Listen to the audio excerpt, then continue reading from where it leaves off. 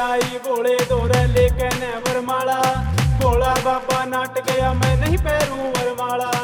कहने लगा गोरा जी ते मत मेरे पीछे पागल हो, तू महला की रानी ते मैं राख घोल के पिया करूं, मैं राख घोल के पिया करूं। बम बोले मिस्टर सुनील सिंघानिया विद पूजा शर्मा फ्रॉम सरस्वती स्टूडियो जी।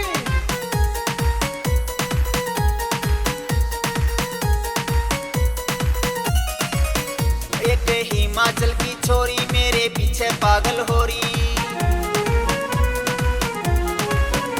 एक हिमाचल की छोरी मेरे पीछे पागल हो रही, एक हिमाचल की छोरी मेरे पीछे पागल हो रही।